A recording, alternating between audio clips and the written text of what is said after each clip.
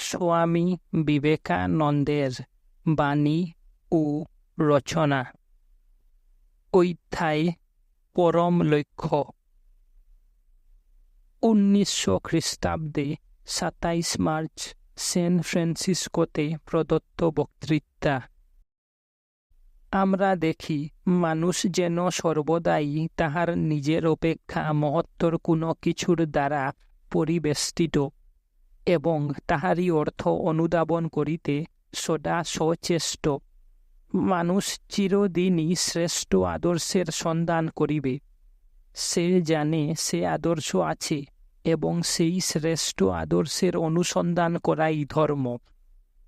পূর্ণ স্বরূপ সম্পর্কে মানুষের যতটুকু জ্ঞান ছিল তদনুসারে প্রথম দিকে তাহার সকল অনুসন্ধানই বাহিরের স্তরে, কখনো স্বর্গে কখনো বা বিভিন্ন স্থানে সীমাবদ্ধ ছিল।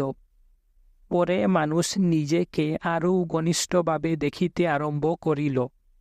বুঝিল, আমি বলিতে সাধারণত যে যাহা বুঝে তাহা প্রকৃত আমি নয়।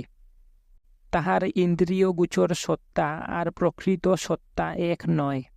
সে তখন নিজের মধ্যেই নিজেকে খুঁজিতে লাগিল। সে আবিষ্কার করিল যে আদর্শকে সে এতকাল বাহিরে খুঁজিতেছিল তাহা অন্তরেই আছে। বাহিরে যাহাকে সে পূজা করিতেছিল সে তাহারই অন্তরের সত্যস্বরূপ। দ্বৈতবাদ আর অদ্বৈতবাদের মধ্যে পার্থক্য এই: আদর্শকে যখন নিজের বাহিরে স্থাপন করা হয় তখন দ্বৈতবাদ, আর ঈশ্বরকে যখন নিজের অন্তরে সন্ধান করা হয় তখন অদ্বৈতবাদ। প্রথমত সেই পুরাতন প্রশ্ন, কেন এবং কোথা হইতে? মানুষ কেমন করিয়া সীমিত হইল? অসীম কেমন করিয়া সসীম হইল? পবিত্র কেমন করিয়া অপবিত্র হইল? প্রথমত কখনো ভুলিলে চলিবে না যে কোনো দ্বৈতবাদী কল্পনা দ্বারা এই প্রশ্নের উত্তর দেওয়া যাইতে পারে না। ঈশ্বর কেন এই অপবিত্র জগৎ সৃষ্টি করিলেন? পূর্ণ অসীম দয়ালু পরম পিতার সৃষ্টি হইয়াও মানুষ কেন এত দুঃখী? কেন এই স্বর্গ আর মর্ত, যাহার দিকে চাহিয়া আমরা নিয়মের ধারণা লাভ করি, না দেখিয়া কোনো কিছু সম্বন্ধেই কেহ কল্পনা করিতে পারে না? এই জীবনে যত কিছু নির্যাতন ভোগ করি সব আমরা আরও একটি জায়গায় পুঞ্জীভূত করিয়া কল্পনা করি। উহাই আমাদের নরক। অসীম ঈশ্বর কেন এই পৃথিবী সৃষ্টি করিলেন?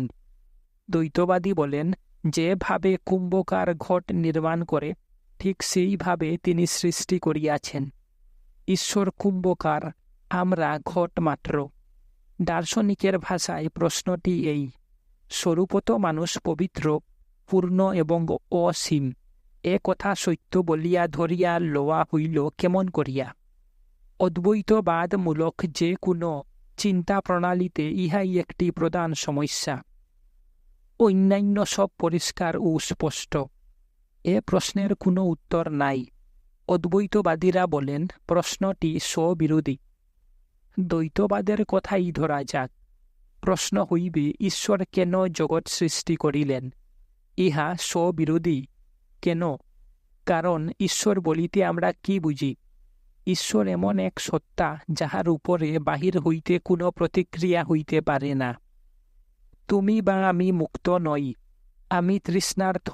তৃষ্ণা বলিয়া একটা কিছু আছে যাহার উপর আমার কোনো কর্তৃত্ব নাই, যাহা আমাকে জলপান করিতে বাধ্য করে। আমার দেহের প্রতিটি কর্ম, এমনকি আমার মনের প্রতিটি চিন্তা আমার বাহিরের শক্তি দ্বারা প্রভাবিত। আমাকে ইহা করিতেই হইবে। সেই জন্যেই তো এই রূপ করিতে আমি বাধ্য, ইহা পাইতে আমি বাধ্য। আবার কেন এবং কোথা হইতে, এই প্রশ্ন দুইটিরই বা অর্থ কি? বাহিরের শক্তির অধীন হওয়া। তুমি কেন জলপান করো? কারণ তৃষ্ণা তোমাকে বাধ্য করে। তুমি দাস। কোনো কিছুই তুমি নিজের ইচ্ছায় করো না, কারণ সব কিছু করিতেই তুমি বাধ্য। তোমার কাজের একমাত্র প্রেরণা কোনো শক্তি। কোনো কিছুর দ্বারা চালিত না হইলে এই পৃথিবীও কখনো চলিত না। আলো জ্বলে কেন?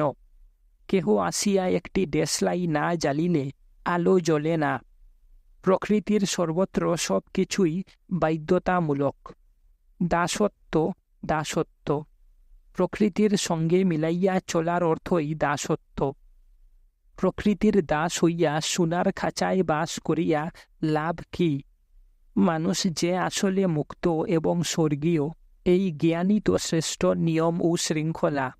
কাজেই কেন এবং কোথা হইতে এই প্রশ্ন করা যাইতে পারে অজ্ঞা নেই। অন্য কোনো কিছুর মাধ্যমেই আমি কিছু করিতে বাধ্য হইতে পারি। তুমি বলো ঈশ্বর মুক্ত, আবার প্রশ্ন করো ঈশ্বর কেন জগৎ সৃষ্টি করেন? স্ববিরোধী কথা বলিতেছ। ঈশ্বরের অর্থই হইল সম্পূর্ণ স্বাধীন ইচ্ছা।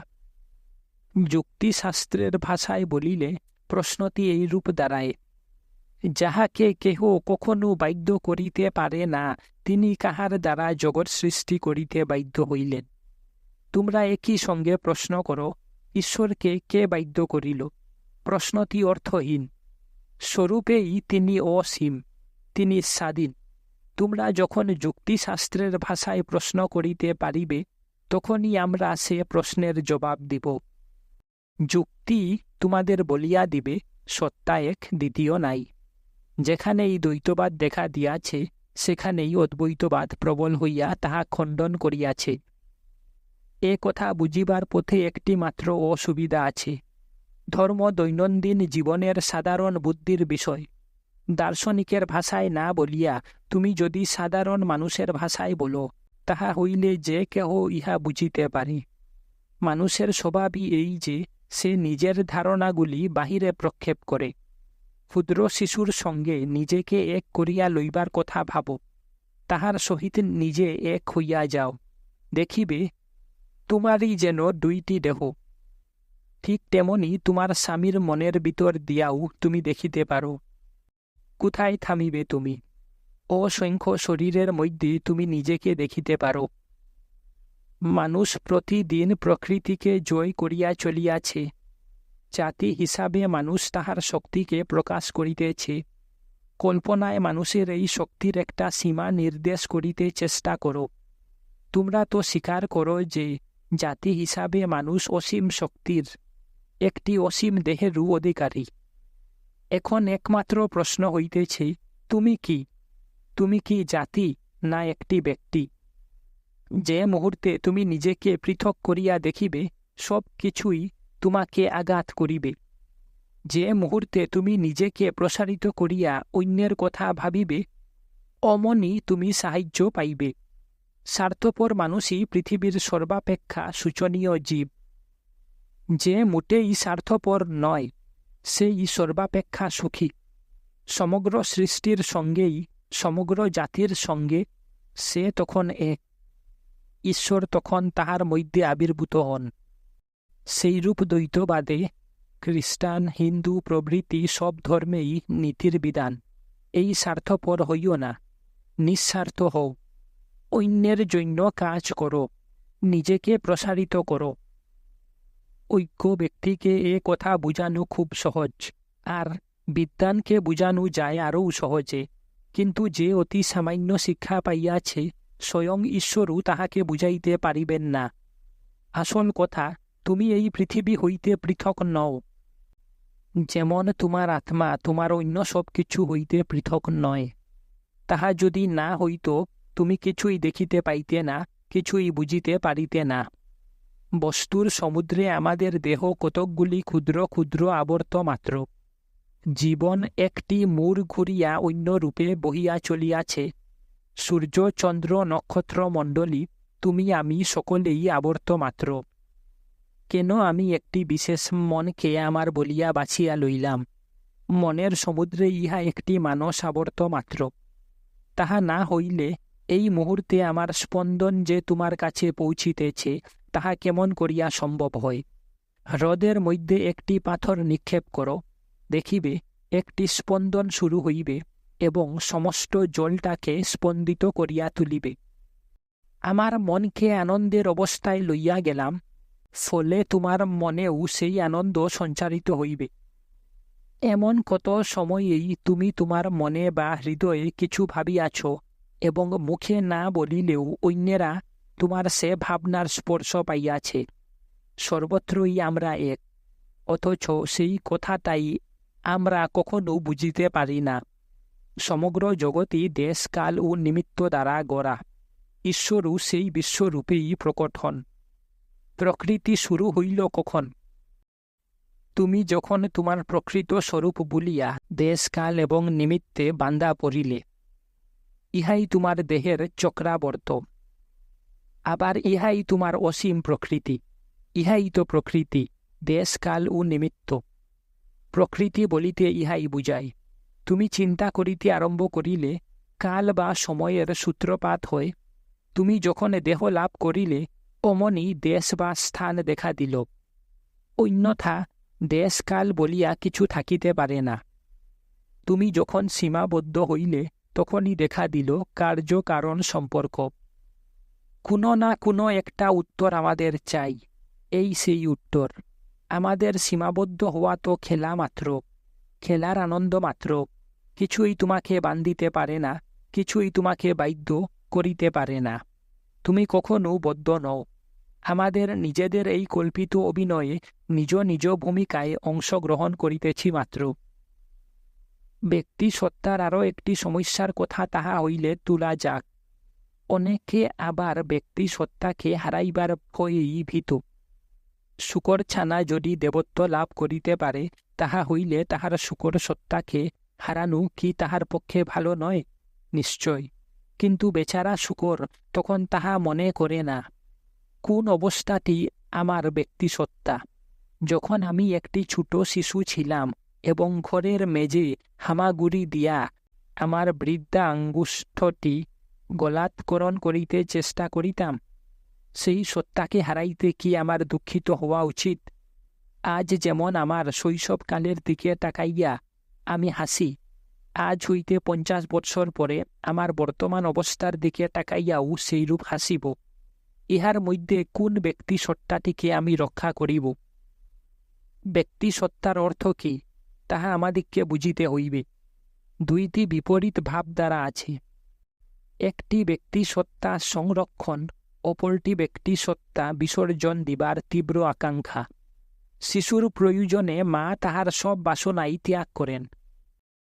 শিশুকে যখন কুলে নেন ব্যক্তি সত্তার ডাক, আত্মরক্ষার ডাক, তখন আর তাহার কানে আসে না।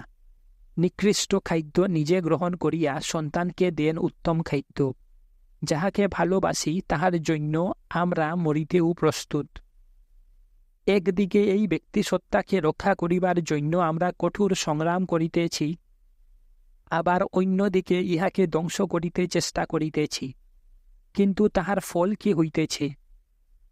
টম ব্রাউন কঠোর সংগ্রাম করিতেছে, স্বীয় ব্যক্তি সত্তার জন্য সে যুদ্ধ করিতেছে। তারপর টমের মৃত্যু হইল, কিন্তু পৃথিবীর বুকে কোথাও এতটুকু চাঞ্চল্য দেখা দিল না।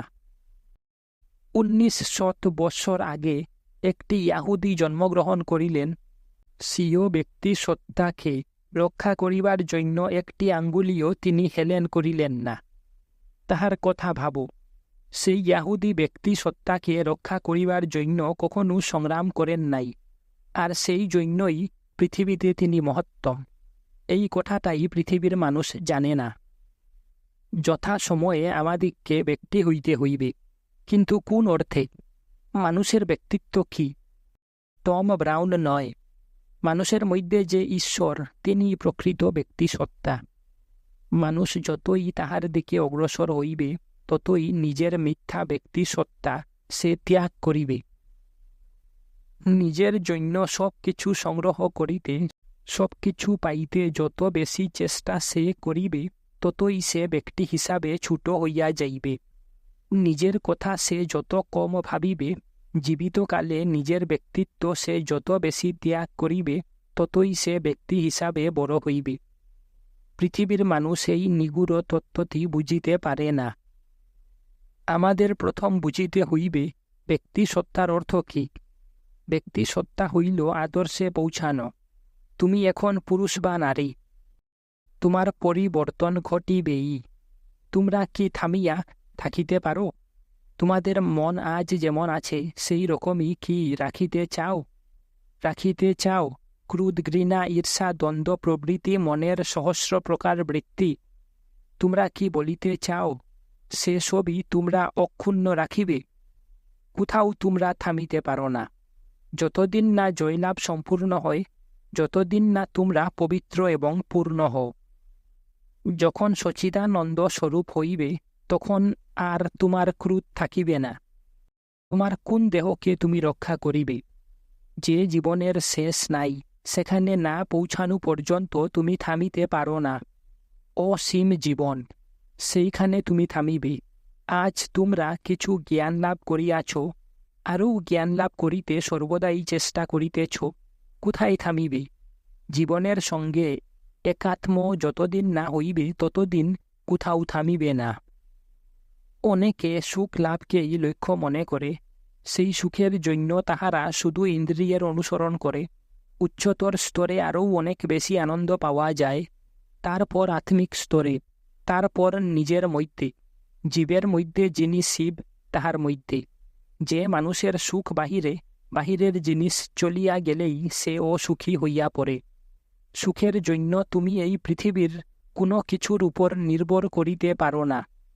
আমার সব সুখ যদি আমার নিজের মধ্যে থাকে, তাহা হইলে সে সুখ আমি সর্বদাই ভোগ করিতে পারি, কারণ আমার আত্মাকে তো আমি কখনো হারাইব না। মাতা, পিতা, সন্তান, স্ত্রী, দেহ, সম্পদ সব আমি হারাইতে পারি, শুধু হারাইতে পারি না আমার আত্মাকে। আত্মাই আনন্দ। সব বাসনাই আত্মায় বিধৃত। ইহাই ব্যক্তিত্ব। ইহার পরিবর্তন নাই, ইহাই পূর্ণ। কেমন করিয়া ইহাকে পাওয়া যায়? এই পৃথিবীর মনীষীরা, শ্রেষ্ঠ নর নারীগণ সুদীর্ঘ সাধনার দ্বারা যাহা পাইয়াছেন, সকলেই তাহা পাইতে পারে। 20টি বা 30টি দেবতায় বিশ্বাসী দ্বৈতবাদী মতগুলির কথা বলিতেছ, উহাতে কিছু যায় আসে না। একটি সত্য সকলেই মানে, এই মিথ্যা ব্যক্তি সত্তাটি ছাড়িতে হইবে। এই যে অহং, ইহা যত হ্রাস পাইবে, ততই আমি আমার প্রকৃত স্বরূপের সান্নিধ্যে পৌঁছিব। সেটি আমার বিশ্বময় দেহ। নিজের মনের কথা আমি যত অল্প ভাবিব, ততই আমি সেই বিশ্বব্যাপী মনের নিকটতর হইব। নিজের আত্মার কথা আমি যত অল্প ভাবিব, ততই আমি বিশ্বব্যাপী আত্মার নিকটতর হইব। আমরা একটি দেহে বাস করি। আমরা কিছুটা দুঃখ ভোগ করি, কিছুটা সুখ ভোগ করি। এই দেহে বাস করিয়া যে সামান্য সুখ আমরা পাই, তাহার জন্য, আত্মরক্ষার জন্য জগতের সব কিছু ধ্বংস করিতেই আমরা প্রস্তুত। যদি আমার 2টি শরীর থাকিত, তাহা হইলে আরও ভালো হইত নাকি? এমনই করিয়াই আমরা আনন্দের পথে অগ্রসর হই। সকলের মধ্যেই আমি, সকলের হাত দিয়া আমি কাজ করি, সকলের পায়ে ভর দিয়া আমি হাঁটি, সকলের মুখে আমি কথা বলি, সকলের দেহে আমি বাস করি। আমার দেহ অসীম, আমার মনও অসীম। নাজারেথের যিশুর মধ্যে, বুদ্ধের মধ্যে, মোহাম্মদের মধ্যে, অতীত ও বর্তমানের যাহা কিছু মহৎ এবং শুভ, সকলের মধ্যেই আমি বাস করিয়াছি। আমার পরে যাহা কিছু আসিবে, তাহার মধ্যেও আমি বাস করিব। এ কি মতবাদ মাত্র? না, ইহাই সত্য। এই সত্য যদি উপলব্ধি করিতে পারো, সে যে অসীম আনন্দের কথা হইবে। আনন্দের সে কি উচ্ছ্বাস! কোন দেহ এত বড় যে পৃথিবীতে আমাদের শরীরের সকল প্রয়োজন মিটিয়া যায়? অন্য সকলের শরীরে বাস করিয়া, পৃথিবীর সব শরীর ভোগ করিয়া আমাদের কি অবস্থা হয়? আমরা অসীমের সঙ্গে এক হইয়া যাই, আর সেইটাই আমাদের লক্ষ্য, সেই একমাত্র পথ। একজন বলেন, আমি যদি সত্যকে জানি, তবে মাখনের মতো আমি গলিয়া যাইব। মানুষ যদি সত্যই তেমনি গলিয়া যাইত, কিন্তু মানুষ বড়ই কঠিন, এত তাড়াতাড়ি গলিয়া যাইবে না।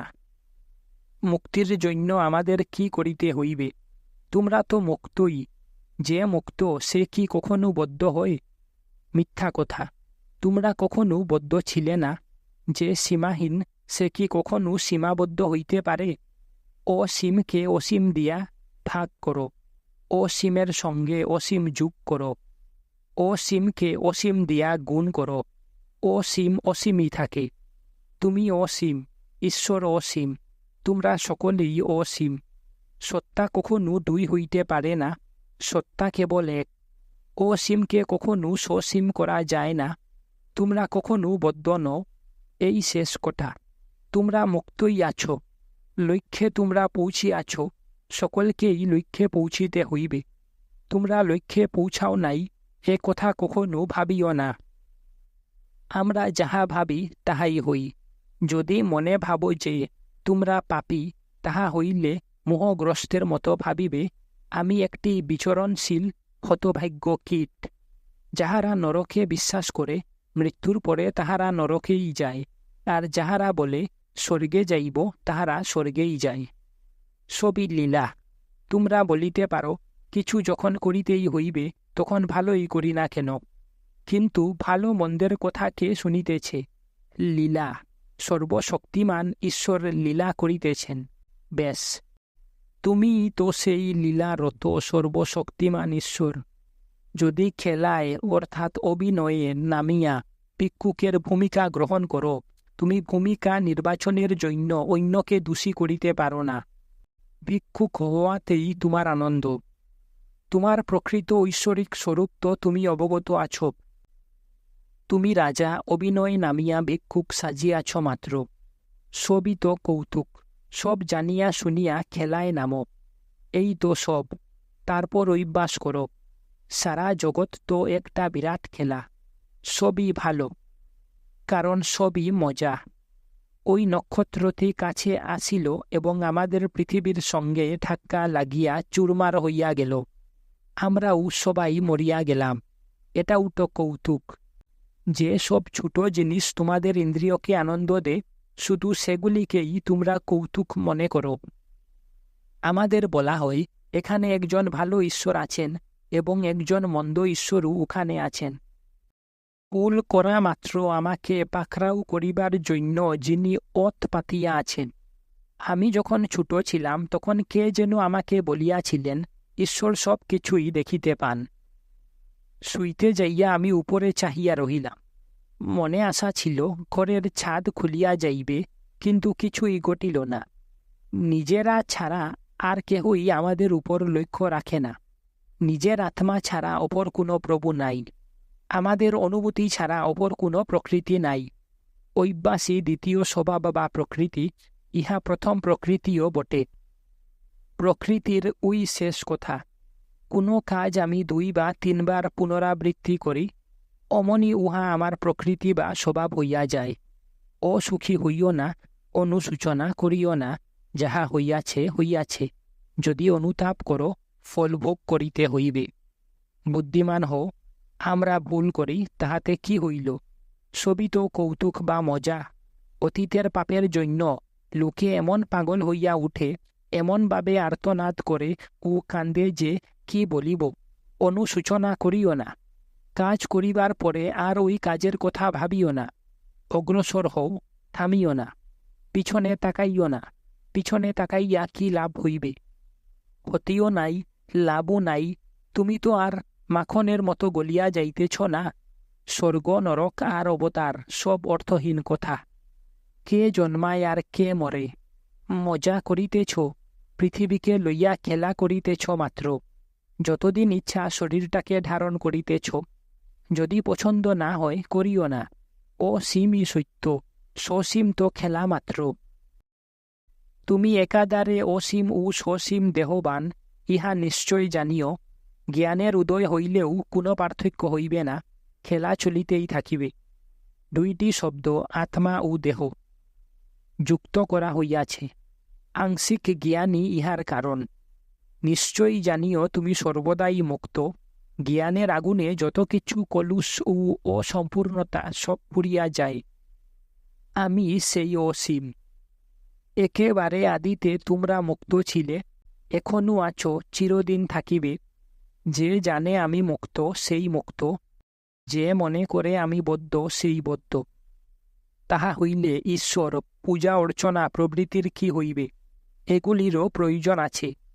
আমি নিজেকে ঈশ্বর ও আমি এই দুই অংশে ভাগ করিয়াছি।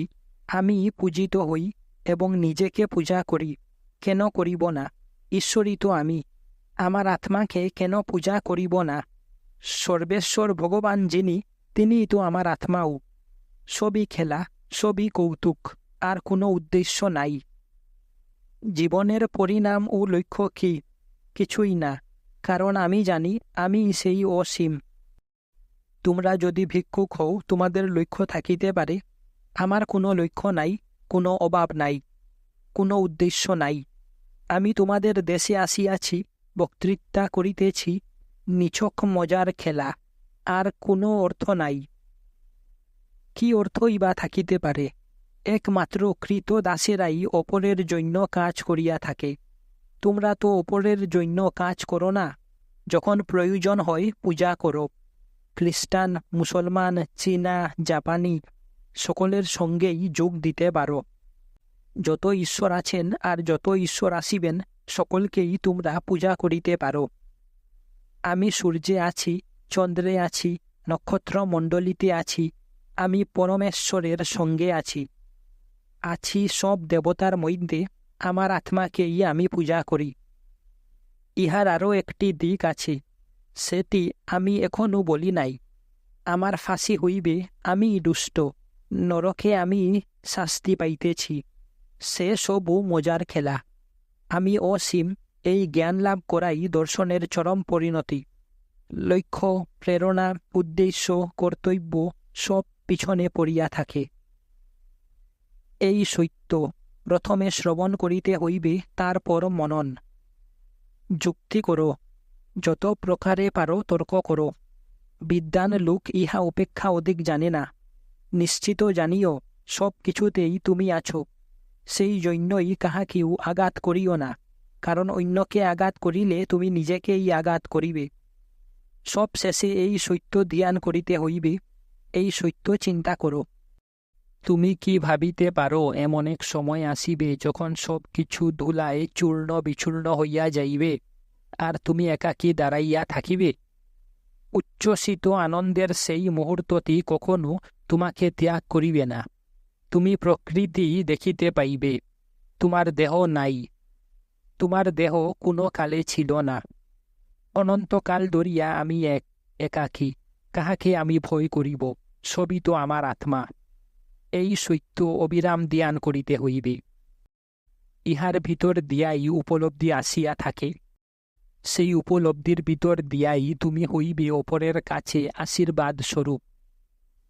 ব্রহ্মবিদের মুখের ন্যায় তোমার মুখমণ্ডল প্রতিভাত হইতেছে। এই অবস্থাই লক্ষ্য। আমি যেভাবে প্রচার করিতেছি, ইহা সেভাবে প্রচার করিবার বস্তু নয়। একটি গাছের নিচে আমি একজন গুরুকে দেখিয়াছিলাম। ষোড়শবর্ষীয় এক যুবক শিষ্য, এক 80 বর্ষের বৃদ্ধ। গুরু নীরবে শিক্ষা দিতেছেন, আর শিষ্যের সব সন্দেহ দূরীভূত হইতেছে। কে কথা বলে সূর্য দেখিবার জন্য, কে মোমবাতি জ্বালায়। সত্য যখন প্রকাশ পায়, কোনো সাক্ষ্যের প্রয়োজন হয় না। তোমরাও তাহা জানো। তোমরাও তাহাই করিবে। উপলব্ধি করো। প্রথমে ইহা লইয়া চিন্তা করো, যুক্তি দিয়া বুঝো, কৌতূহল চরিতার্থ করো। তারপর আর কিছু ভাবিও না। কোনো কিছুই যদি আমরা না পড়িতাম, ঈশ্বর আমাদের সহায় হউন। একজন শিক্ষিত লোকের অবস্থা দেখো। লোকে বলে এরূপ, লোকে বলে ওরূপ। বন্ধু, আপনি কি বলেন? আমি কিছুই বলি না। তিনি শুধু উদ্ধৃত করেন অন্যের চিন্তা, কিন্তু নিজে কিছুই করেন না। এই যদি শিক্ষা হয়, তাহা হইলে পাগলামি আর কাহাকে বলে? যাহারা গ্রন্থ লিখিয়াছিলেন, তাহাদের দিকে চাও। এই সব আধুনিক লেখকগণ, 2টি বাক্য তাহাদের নিজেদের নয়, সবই উদ্ধৃতি। পুঁথির মূল্য খুব বেশি নয়, আর পরের মুখে শোনা ধর্মের তো কোনো মূল্যই নাই। ইহা ঠিক আহারের মতো। তোমার ধর্ম আমাকে সন্তুষ্ট করিবে না। যীশু ঈশ্বরকে প্রত্যক্ষ করিয়াছিলেন, বুদ্ধও করিয়াছিলেন। তুমি যদি ঈশ্বরকে প্রত্যক্ষ না করিয়া থাকো, তুমি নাস্তিক অপেক্ষা বেশি কিছু নও। তবে সে নির্বাক, আর তুমি কেবলই বকবক করো ও পৃথিবীকে বিরক্ত করো। পুঁথি, বাইবেল ও ধর্মগ্রন্থের কোনো প্রয়োজন নাই। বাল্যকালে আমি একটি প্রৌঢ়কে দেখিয়াছিলাম, তিনি কোনো ধর্মগ্রন্থ পড়েন নাই, কিন্তু স্পর্শ দ্বারা তিনি অপরের মধ্যে ঈশ্বরীয় অনুভূতি সঞ্চারিত করিতে পারিতেন। হে পৃথিবীর আচার্যবৃন্দ, তোমরা চুপ করো, স্তব্ধ হও, গ্রন্থরাজি। হে প্রভু, তুমি শুধু কথা বলো, আর তোমার ভৃত্য শুনুক। যদি সত্য না থাকে, তাহা হইলে এ জীবনের আর প্রয়োজন কি? আমরা সকলেই ভাবি সত্যকে ধরিতে পারিব, কিন্তু পারি না। আমরা অনেকেই শুধু ধূলি মুষ্টি ধরিয়া থাকি। ঈশ্বর সেখানে নাই। ঈশ্বরই যদি নাই, তবে জীবনের দরকার কি? এই পৃথিবীতে কি বিশ্রাম স্থান কোথাও আছে? আমাদেরকেই সে সন্ধান করিতে হইবে, কিন্তু তীব্রভাবে আমরা তাহা করি না। আমরা শ্রুততাড়িত ক্ষুদ্র তৃণখণ্ডের মতো। সত্য যদি থাকে, ঈশ্বর যদি থাকেন, আমাদের অন্তরেই আছেন। আমাকে বলিতে হইবে, তাহাকে আমি স্বচক্ষে দেখিয়াছি, নতুবা আমার কোনো ধর্ম নাই। কতকগুলি বিশ্বাস, মতবাদ আর উপদেশে ধর্ম হয় না। উপলব্ধি, ঈশ্বর প্রত্যক্ষ করাই একমাত্র ধর্ম। সমগ্র বিশ্ব যাহাদের পূজা করে, সেই মহাপুরুষদের গৌরব কিসে? তাহাদের কাছে ঈশ্বর একটি মতবাদ মাত্র নয়। পিতামহ বিশ্বাস করিতেন বলিয়া কি তাহারা বিশ্বাস করিতেন? না। নিজেদের দেহ, মন, সব কিছুর ঊর্ধ্বে যে অসীম, তাহার উপলব্ধিতেই তাহাদের গৌরব। সেই ঈশ্বরের বিন্দু মাত্র প্রতিবিম্ব আছে বলিয়াই এ পৃথিবী সত্য। আমরা ভালো লোককে ভালোবাসি, কারণ তাহার মুখে সেই প্রতিবিম্ব আরও একটু উজ্জ্বল হইয়া ওঠে। নিজেদেরই উহা ধরিতে হইবে, অন্য কোনো পথ নাই। সেই তো লক্ষ্য। তাহার জন্য সংগ্রাম করো। নিজের বাইবেল রচনা করো, নিজের খ্রাইস্টকে আবিষ্কার করো, নতুবা তোমরা ধার্মিক নও। ধর্ম বিষয়ে কথা বেশি বলিও না। মানুষ কথার পর কথা বলিয়া যায়। তাহাদের মধ্যে অনেকে অন্ধকারে নিমজ্জিত থাকিয়াও অন্তরের গর্বে ভাবে, সেই আলোক তাহারা পাইয়াছে। আর শুধু তাহাই নয়, অপরেরও ভার তাহারা লইতে চায় এবং উভয়ই গর্তে পড়িয়া যায়। শুধু গির্জা কাহাকেও রক্ষা করিতে পারে না। মন্দির বা গির্জার আশ্রয়ে জন্মগ্রহণ করা ভালো, কিন্তু সেখানেই যাহার মৃত্যু হয়, সে বড়ই হতভাগ্য। সে কথা থাক। সম্প্রদায় বিশেষের মধ্যে জন্মগ্রহণ করিয়া ভালোই হইয়াছে, কিন্তু এখন উহা ছাড়িয়া দাও। উহা তো ছিল শৈশবের স্থান, তা বেশ ছিল। এখন ঈশ্বরের কাছে সোজা চলিয়া যাও। কোনো ধারণা নয়, কোনো মতবাদ নয়, একমাত্র তাহা হইলেই সব সন্দেহ দূর হইবে। যাহা কিছু বাঁকা, তাহা তখনই সোজা হইবে।